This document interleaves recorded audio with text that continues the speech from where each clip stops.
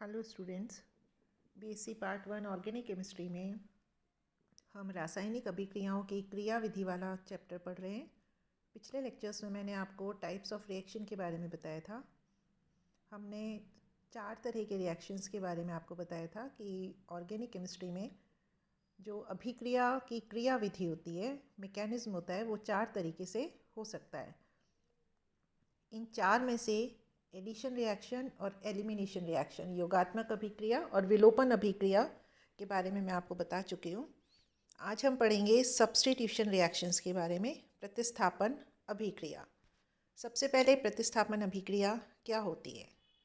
जब किसी रिएक्शन में से किसी रिएक्शन में किसी रिएक्टेंट में से एक एटम या ग्रुप बाहर निकल जाता है और उसकी जगह दूसरा एटम या ग्रुप आके जुड़ जाता है, तो हम कहते हैं ये प्रतिस्थापन अभिक्रिया हुई है। ठीक से समझिए।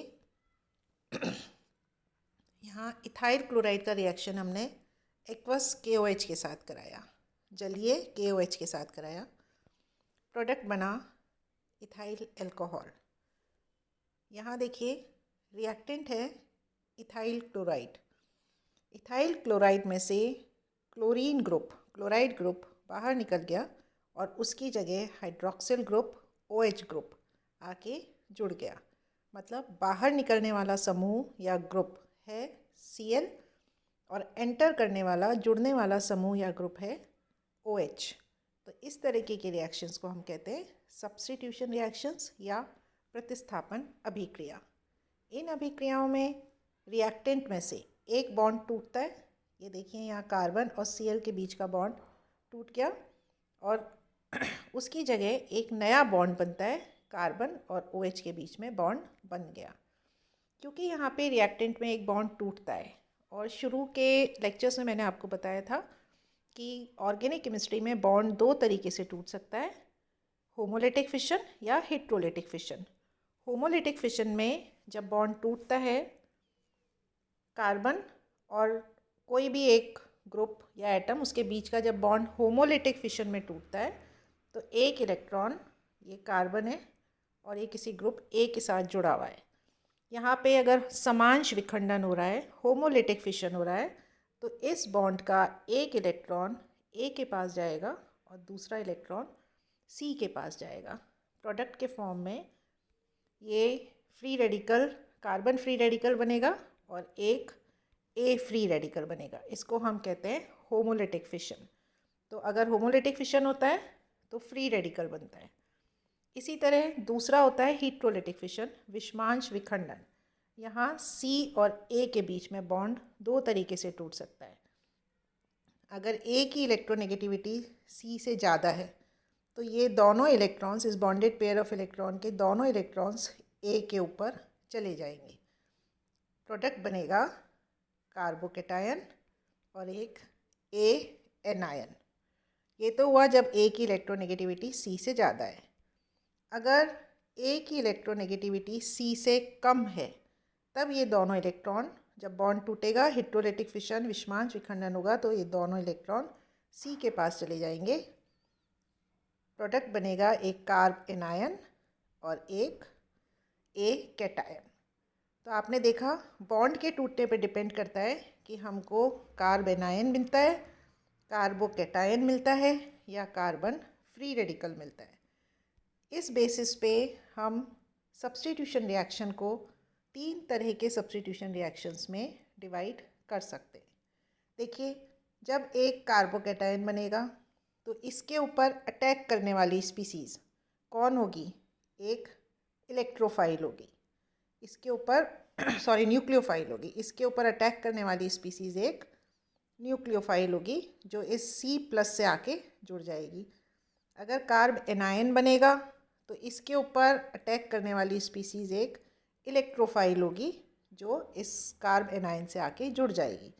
और अगर फ्री रेडिकल बनेगा तो इसके ऊपर अटैक करने वाली स्पीसीज़ भी एक फ्री रेडिकल होगी जो कार्बन फ्री रेडिकल से आके अटैच हो जाएगी, रिप्लेस कर देगी। सब्स्टिट्यूशन रिएक्शन होगा। अटैक करने वाली स्पीसीज़ के बेसिस पे सब्स्टिट्यूशन रिएक्शंस को हम 3 तरह के सब्स्टिट्यूशन, 3 टाइप्स में डिवाइड करते हैं, 3 प्रकार के सब्स्टिट्यूशन रिएक्शंस में डिवाइड करते हैं। ये 3 तरह के सब्स्टिट्यूशन रिएक्शन क्या होते हैं? पहला है न्यूक्लियोफिलिक सब्स्टिट्यूशन रिएक्शन, नाभिक स्नेही प्रतिस्थापन अभिक्रिया, इसको SN से दर्शाते हैं।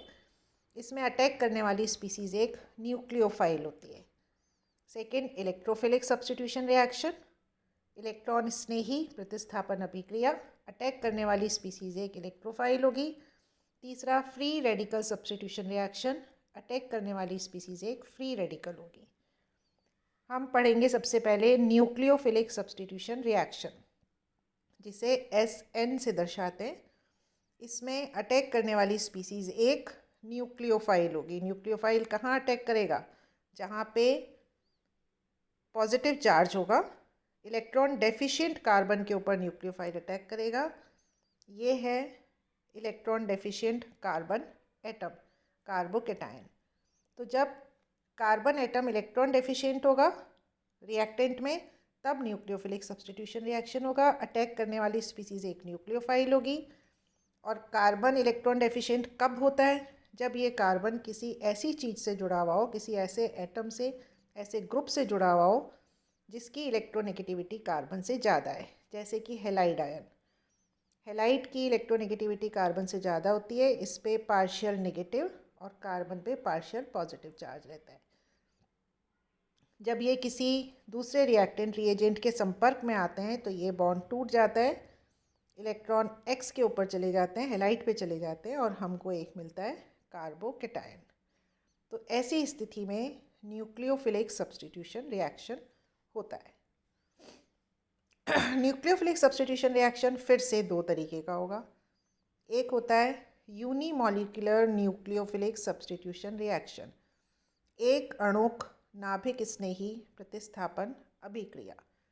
अब ये यूनिमॉलिक्यूलर क्या होती है? आपने छोटी क्लासेस में पढ़ा होगा SN1 रिएक्शन, इसे SN1 से कहते हैं। यहाँ 1 का मतलब एक अणुक, unimolecular, N nucleophilic, S is for substitution reaction. कब होती है और क्या होती है यूनिमॉलिक्यूलर न्यूक्लियोफिलिक सब्स्टिट्यूशन रिएक्शन? यहाँ पे अभिक्रिया का जो वेग होता है वो सिर्फ एक रिएक्टेंट की सांद्रता पे, कंसंट्रेशन पे डिपेंड करता है। ये 2 स्टेप प्रोसेस होता है, 2 पदों में पूरा होता है और इसमें इंटरमीडिएट के फॉर्म में एक कार्बोकेटायन बनता है। कार्बोकेटायन बनेगा इसमें इंटरमीडिएट के रूप में, मध्यवर्ती के रूप में। देखिए अभिक्रिया, देखिए मैकेनिज्म देखिए। फर्स्ट स्टेप में ये है क्रियाकारक, रिएक्टेंट कौन है? Alkyl halide. फर्स्ट स्टेप एक स्लो स्टेप होता है। मैं पिछले लेक्चर्स में आपको बता चुकी हूँ कि कोई भी अभिक्रिया बहुत सारे पदों में संपन्न होती है और उन सारे पदों में से, उन सभी स्टेप्स में से जो स्लोएस्ट स्टेप होता है, सबसे धीरे चलने वाला स्टेप होता है, वो अभिक्रिया के वेग को नियंत्रित करता है। उसे हम रेट डिटर्मिनिंग स्टेप कहते हैं। तो यहाँ पे ये रेट डिटर्मिनिंग स्टेप है जिसमें C और X के बीच का बॉन्ड टूटता है और हमको मिलता है एक कार्बोकेटायन। पिछले लेक्चर्स में जब मैंने आपको कार्बोकेटायन के बारे में पढ़ाया था, तब आपको बताया था कि कार्बोकेटायन का जो कार्बन है वो sp2 हाइब्रिडाइज्ड होता है। sp2 हाइब्रिडाइजेशन की क्या विशेषता होती है? कि कार्बोकेटायन प्लेनर है, कार्बोकेटायन प्लेनर होता है, इस बात को ध्यान रखिए। यह है फर्स्ट स्टेप। सेकेंड स्टेप में नाभिक स्नेही इस कार्बोकेटायन के ऊपर अटैक करता है और हमको प्रतिस्थापन उत्पाद, सब्स्टिट्यूशन प्रोडक्ट मिल जाता है। अभी मैंने आपको बताया था कि अभिक्रिया का वेग सिर्फ एक रिएक्टेंट के ऊपर डिपेंड करता है, या आप इस मैकेनिज्म से देख सकते हैं। जो स्लो स्टेप है, जो अभिक्रिया के वेग को नियंत्रित करने वाला पद है, उसमें सिर्फ एल्काइल हैलाइड भाग ले रहा है, न्यूक्लियोफाइल उसमें भाग नहीं ले रहा है। तो रेट ऑफ रिएक्शन, अभिक्रिया का वेग, सिर्फ एल्काइल हैलाइड के कॉन्सेंट्रेशन के ऊपर डिपेंड करता है। यहाँ पे इस जो SN1 मैकेनिज्म है, क्रिया विधि है, इसका एक और कैरेक्टरिस्टिक है, विशेषता है कि इसमें प्रोडक्ट के फॉर्म में हमको रेसिमिक मिक्सचर मिलता है अगर हमारा रिएक्टेंट ऑप्टिकली एक्टिव है। अगर रिएक्टेंट हमारा ऑप्टिकली एक्टिव है तो हमको प्रोडक्ट के रूप में एक रेसिमिक मिक्सचर मिलेगा। इस बात का क्या अर्थ हुआ? यहाँ समझिए, ये आप छोटी क्लासेस में भी पढ़ के आए हैं। एक रिएक्टेंट हम ऐसा लेते हैं जिसमें एक कायरल कार्बन है। ऑप्टिकली एक्टिव होने के लिए किसी भी रिएक्टेंट को, किसी भी कंपाउंड को प्रकाशिक सक्रियता दिखाने के लिए उसके पास एक कायरल कार्बन होना चाहिए। ये एक प्री रिक्विजिट है किसी भी कंपाउंड को ऑप्टिकली एक्टिव होने के लिए। नेक्स्ट चैप्टर हम इसी चीज़ का पढ़ेंगे, त्रिविम रसायन, तब आपको ये चीज़ बहुत अच्छे से समझ में आ जाएगी। यहाँ पे इतना समझिए कि हम एक रिएक्टेंट ऐसा ले रहे हैं जिसमें एक कायरल कार्बन है।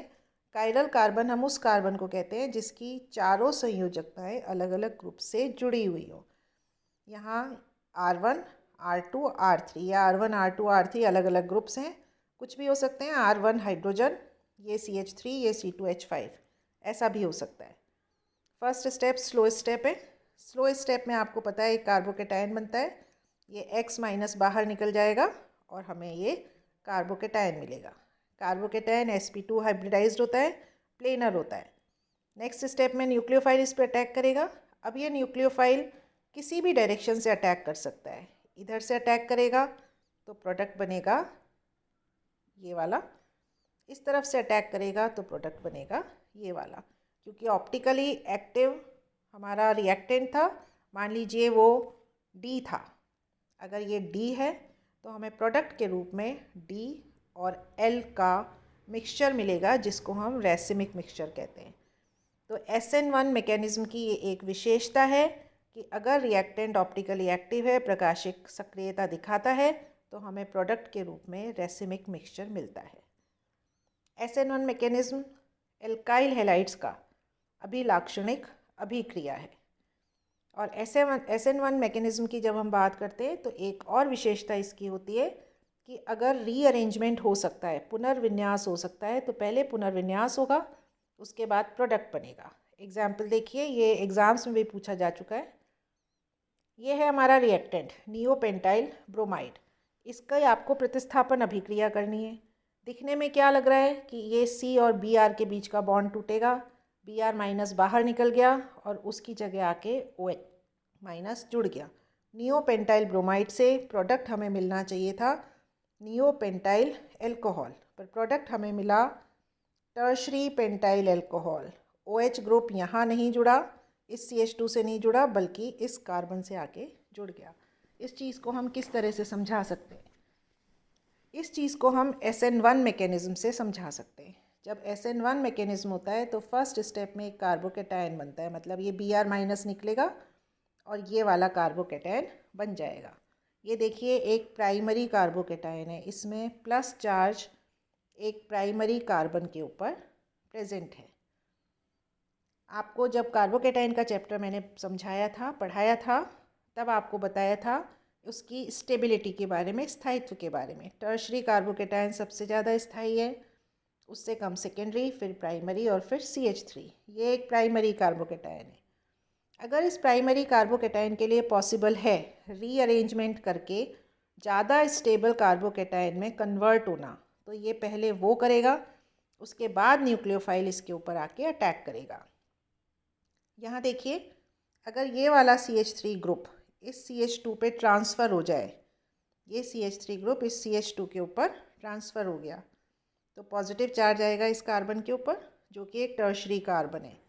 तो प्राइमरी कार्बोकेटायन से टर्शरी कार्बोकेटायन बन सकता है रीअरेंजमेंट, पुनर्विन्यास के द्वारा। तो पहले टर्शरी कार्बोकेटायन बनेगा क्योंकि वो ज़्यादा स्टेबल होता है। उसके बाद OH ग्रुप इस कार्बन के ऊपर आके अटैक करेगा क्योंकि इस पे पॉजिटिव चार्ज है, और हमको टर्शरी पेंटाइल एल्कोहल प्रोडक्ट मिलेगा। जिस तरह कार्बोकेटायन की स्टेबिलिटी होती है, उसी सीरीज़ में SN1 मैकेनिज़्म के लिए रिएक्टिविटी होती है। मतलब tertiary alkyl halide SN1 mechanism से अभिक्रिया करेगी और प्राइमरी एल्काइल हैलाइड SN1 से अभिक्रिया नहीं करेगी। सेकेंड हम पढ़ रहे हैं bimolecular nucleophilic substitution reaction, द्विअणुक नाभिक स्नेही प्रतिस्थापन अभिक्रिया। इसको हम SN2 से दर्शाते हैं। इसके स्पेशलिटी देखिए, क्या स्पेशल कैरेक्टर्स होते हैं SN2 मैकेनिज़्म के। सबसे पहले ये वन स्टेप प्रोसेस है, जो यूनिमॉलिकुलर था SN1 वो 2 स्टेप प्रोसेस था, ये 1 स्टेप प्रोसेस है। यहाँ अभिक्रिया का वेग, रेट ऑफ रिएक्शन, दोनों रिएक्टेंट्स की कॉन्सेंट्रेशन पे, सांद्रता पे निर्भर करता है। दोनों रिएक्टेंट्स कौन कौन है? एल्काइल हैलाइड और न्यूक्लियोफाइल। इन दोनों की सांद्रता पे अभिक्रिया का वेग निर्भर होता है। SN1 में सिर्फ एल्काइल हैलाइड की सांद्रता पे ये निर्भर कर रहा था। यहाँ इंटरमीडिएट के फॉर्म में कोई कार्बोकैटायन नहीं बनता। SN1 में कार्बोकैटायन मध्यवर्ती बन रहा था, यहाँ कार्बोकैटायन मध्यवर्ती नहीं बनता। कार्बोकैटायन की जगह यहाँ पे एक ट्रांजिशन स्टेट बनती है बीच में। देखिए अब संक्रमण अवस्था बनती है कार्बोकैटायन की जगह पे। अभिक्रिया मैकेनिज्म देखिए, एक ही स्टेप में अभिक्रिया हो रही है। ये है क्रियाकारक एल्काइल हैलाइड, इसके ऊपर न्यूक्लियोफाइल अटैक कर रहा है। किस डायरेक्शन से अटैक कर रहा है ये फिक्स है। जिस डायरेक्शन में X जुड़ा हुआ है उसके अपोजिट डायरेक्शन से, विपरीत दिशा से न्यूक्लियोफाइल इस कार्बन के ऊपर अटैक कर रहा है। इस कार्बन के ऊपर पार्शियल पॉजिटिव चार्ज है, X के ऊपर पार्शियल नेगेटिव चार्ज है। तो इस न्यूक्लियोफाइल ने इस कार्बन के ऊपर पीछे से अटैक किया। ये है एक मंद पद है, स्लो स्टेप है, जिस पे अभिक्रिया का वेग डिपेंड कर रहा है। ये बन गई संक्रमण अवस्था, ट्रांजिशन स्टेट, जहाँ C और X के बीच का बॉन्ड धीरे धीरे टूट रहा है। इस न्यूक्लियोफाइल और इस कार्बन के बीच का बॉन्ड धीरे धीरे बन रहा है। फिर तीव्र एक स्टेप होता है, फास्ट स्टेप होता है, जहाँ ये C और X के बीच का बॉन्ड पूरी तरह टूट जाता है, X माइनस बाहर निकल जाता है। इस न्यूक्लियोफाइल और कार्बन के बीच का बॉन्ड पूरी तरह बन जाता है और हमको प्रतिस्थापन उत्पाद, सब्स्टिट्यूशन प्रोडक्ट मिलता है। आप इसके और भी एग्जाम्पल्स देख सकते हैं। यहाँ देखिए, मिथाइल ब्रोमाइड का रिएक्शन एक्वस KOH के साथ, Br बाहर चला गया, OH जुड़ गया, मिथेनॉल। मिथाइल क्लोराइड KCN के साथ, यहाँ न्यूक्लियोफाइल अलग अलग है, यहाँ CN माइनस, यहाँ OH माइनस, यहाँ C2H5O माइनस। न्यूक्लियोफाइल्स अलग अलग है। इन न्यूक्लियोफाइल्स के बेसिस पे प्रोडक्ट भी हमको यहाँ पे अलग अलग मिल रहे हैं। ये है SN2 मैकेनिज्म। इसका एक और इम्पॉर्टेंट कैरेक्टरिस्टिक होता है इसकी स्टीरियोकेमिस्ट्री में, वॉल्डेन प्रतिपन। मैंने आपको SN1 में बताया था, उसकी स्टीरियोकेमिस्ट्री में रेसिमिक मिक्सचर बन रहा है। अगर हम ऐसा कार्बन लेते हैं जो कायरल कार्बन हो रिएक्टेंट में, मतलब जो रिएक्टेंट है वो ऑप्टिकली एक्टिव, यहाँ भी अगर हम एक ऑप्टिकली एक्टिव रिएक्टेंट लेते हैं, SN2 मैकेनिज्म उसमें कराते हैं। ये फर्स्ट स्टेप स्लो स्टेप है, X और C के बीच का बॉन्ड टूट रहा है, X और न्यूक्लियोफाइल के बीच का बॉन्ड बन रहा है। ट्रांजिशन स्टेट, न्यूक्लियोफाइल पीछे से अटैक करेगा, ये मैं आपको बता चुकी हूँ। Next step, fast step, product बन गया। जिस डायरेक्शन से X माइनस बाहर निकला उसके अपोजिट डायरेक्शन से न्यूक्लियोफाइल एंटर किया। SN1 में क्योंकि कार्बोकैटायन बना था इसलिए न्यूक्लियोफाइल किसी भी डायरेक्शन से अटैक कर सकता था, लेकिन SN2 में क्योंकि ट्रांजिशन स्टेट है, जिस डायरेक्शन से X बाहर निकलेगा उसी डायरेक्शन, उसके अपोजिट डायरेक्शन से न्यूक्लियोफाइल एंटर करेगा। तो अगर हमारा रिएक्टेंट D था तो प्रोडक्ट हमारा उसका अपोजिट L होगा। तो इसको हम कहते हैं वॉल्डन प्रतिपन। जो रिएक्टेंट है उसका अपोजिट हमको यहाँ पे प्रोडक्ट मिलता है। ये जब हम चैप्टर पढ़ेंगे एल्काइल हैलाइड वाला, तब आपको ये डिटेल में बात समझ में आएगी। यहाँ पे क्योंकि कार्बोकैटायन नहीं बनता इसलिए रीअरेंजमेंट प्रोडक्ट्स भी नहीं बनते। ये SN1 का रिवर्स प्रोसेस है। SN1 का रिवर्स प्रोसेस का मतलब SN1 में टर्शरी जो एल्काइल हैलाइड थे वो ज़्यादा तेज़ी से रिएक्शन करते थे, यहाँ पे प्राइमरी एल्काइल हैलाइड ज़्यादा तेज़ी से रिएक्शन करेंगे। तो primary alkyl halide SN1 mechanism से अभिक्रिया करेगा और टर्शरी SN2 से करेगा और टर्शरी SN1 से करेगा। ये हमने आज पढ़ा न्यूक्लियोफिलिक सब्स्टिट्यूशन रिएक्शन। नेक्स्ट हमारा लेक्चर होगा जिसमें हम आपको electrophilic substitution reaction, free radical substitution reaction और रीअरेंजमेंट रिएक्शंस के बारे में बताएंगे। Thank you.